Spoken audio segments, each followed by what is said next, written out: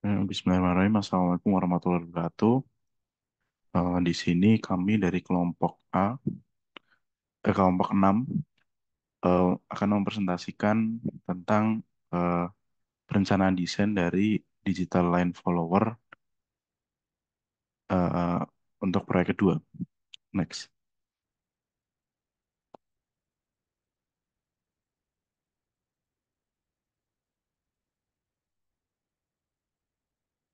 Untuk anggotanya yaitu yang pertama ada Briliana Wahyu Ramadan, kedua ada Sandra Bagus Sartono, yang ketiga Dava Dia Ulhak Rosalim, yang keempat ada Davarin Firdaus, yang kelima ada Samuel Mauling Tauro. Next.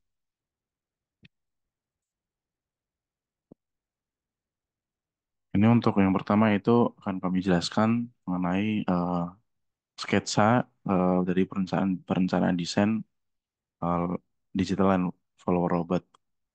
Di sini untuk sketsanya itu bodinya menggunakan bodi akrilik yang untuk dimensi totalnya yaitu untuk panjangnya sekitar 22 cm, untuk tingginya sekitar 8 cm dan juga lebarnya sekitar 16 cm. Untuk ini ada beberapa part yang dimodelkan di 3 dimensi. Ada baut, ada spacer, ada LDR modul, ada roda, ada DC motor, baterai, ada switch, ada universal wheel, dan seterusnya. Untuk yang membedakan dari yang kemarin yaitu eh, ini di sini dimasukkan Arduino dan juga ini untuk desain ini menggunakan baterai 9 volt. Di sini juga ada eh, LED ini untuk indikator nanti di mana sensornya bekerja atau tidak. Next. Ya, kemudian akan saya lanjutkan. Untuk digital line follower sendiri merupakan sebuah jenis robot yang dirancang untuk mengikuti jalur tertentu. Jadi jalurnya itu biasanya merupakan sebuah garis berwarna hitam. Jadi untuk perbedaan dari digital line follower dan juga analog line follower itu, jika pada analog dan follower itu sinyal LDR-nya akan memberikan daya berupa besaran tegangan yang berbeda, di mana informasi tersebut akan memberikan arahan kepada motor untuk bergerak. Nah, kalau sama yang untuk yang digital and follower, ketika cahaya jatuh pada LDR, energi dari cahaya ini dapat membangkitkan elektron di dalamnya.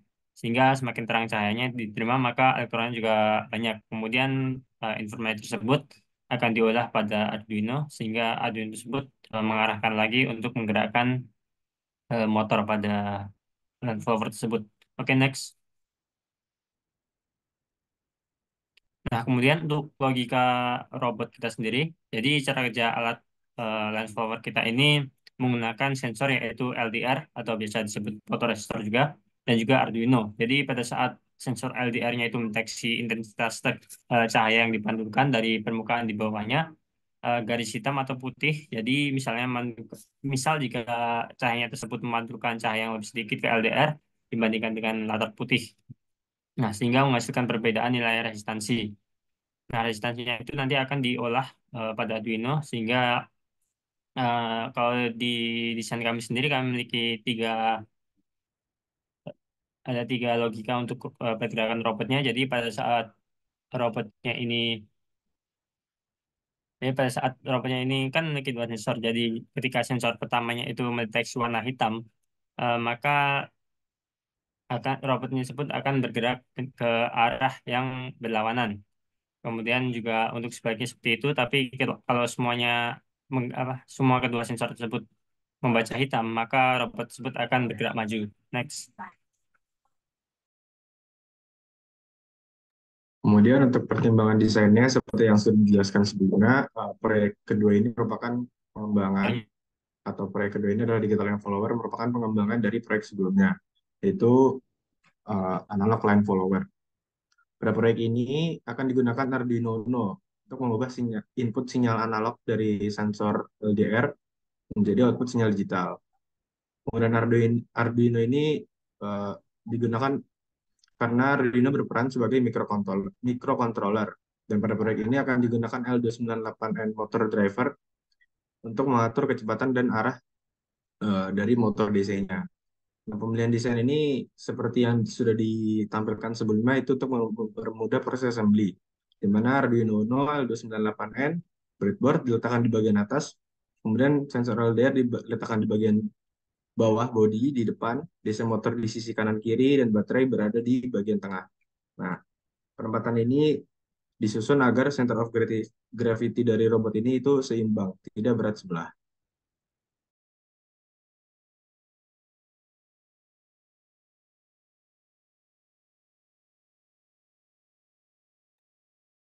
Ini untuk selanjutnya adalah daftar komponen yang kami pakai untuk merakit digital line robot line follower yang tadi.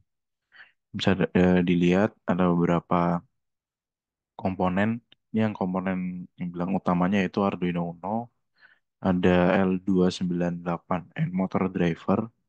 Terus di sini sensornya menggunakan sensor LDR sebanyak dua. Terus ada juga di sini baterainya itu 9 volt. Untuk ini ada juga tambahan seperti yang saya jelaskan tadi di bagian eh, ada tambahan breadboard agar lebih mudah untuk perakitan karena kami nanti menggunakan kabel jumper. Terus juga ada LED dan resistor itu untuk nanti menjadi indikator di mana kalau misal sensor yang bekerja maka lampu pada LED itu akan menyala. Next.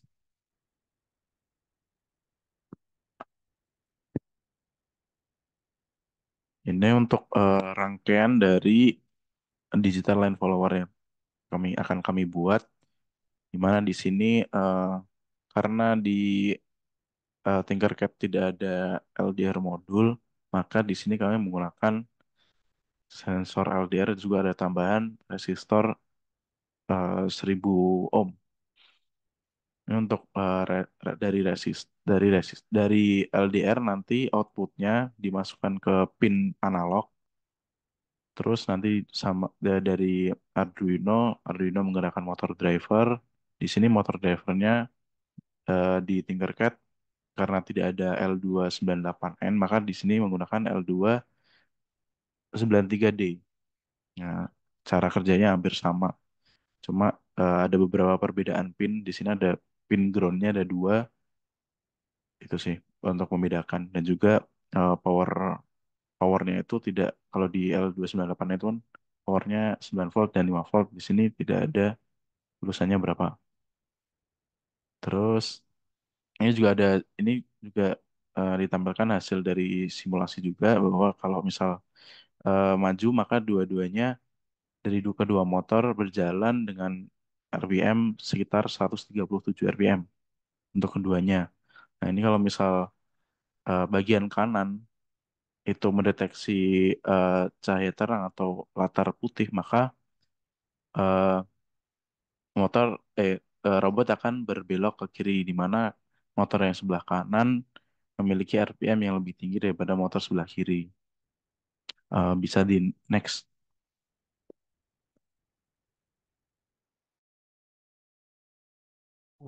Lanjut di sini kelebihan dan kekurangan dari alat kami atau dari sketsa kami. Yang pertama yaitu kelebihan dulu. Untuk kelebihan yang pertama yaitu memiliki desain yang simpel. Yang kedua, kerapian penempatan komponen. Yang ketiga, antara komponen yang mudah dibongkar, pasang karena meminimalisir penggunaan perangkat yang sulit dilepas. Dan lanjut untuk kelemahannya, yang pertama yaitu dikarenakan keterbatasan dana, DC motor yang digunakan memiliki kualitas yang tidak terlalu bagus, yang menyebabkan putaran tidak terlalu cepat. Eh, yang kedua, dikarenakan ground crank-nya yang termasuk tinggi, maka tidak cocok untuk berkecepatan tinggi. Untuk yang kelemahan yang ketiga yaitu sensor yang digunakan termasuk sensor kualitas standar, maka kepresisiannya juga tergolong standar. Next.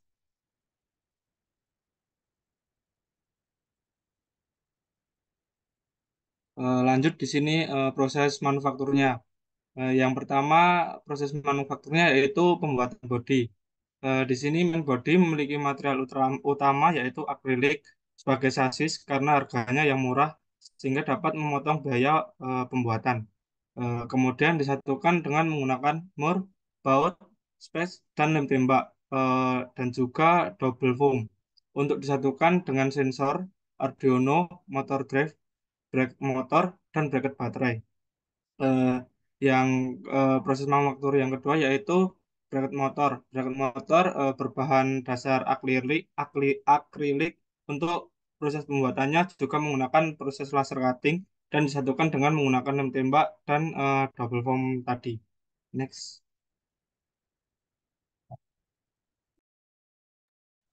Lalu untuk estimasi jadwal dari pengerjaan kami, yang pertama ada agenda riset dan desain yang dilakukan dalam waktu 4 hari, lalu ada pengadaan komponen dilakukan selama 6 hari, lalu perakitan yang dilakukan 4 hari, lalu testing dan evaluasi yang dilakukan 3 hari, dan total waktu pengerjaan yang kami lakukan kurang lebih 17 hari. Lalu untuk organisasi proyek dan realisasi kontribusi tiap personil, untuk yang menanggung jawab pada perencanaan desain dilakukan oleh Mas Dava Raihan dan Brina Wahyu pada minggu pertama.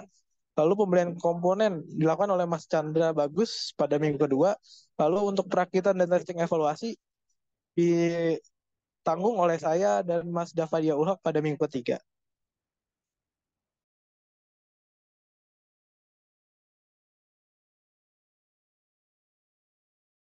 Next. Sekian presentasi dari kami, Pak Fitrian. Kurang lebihnya mohon maaf. Assalamualaikum warahmatullahi wabarakatuh.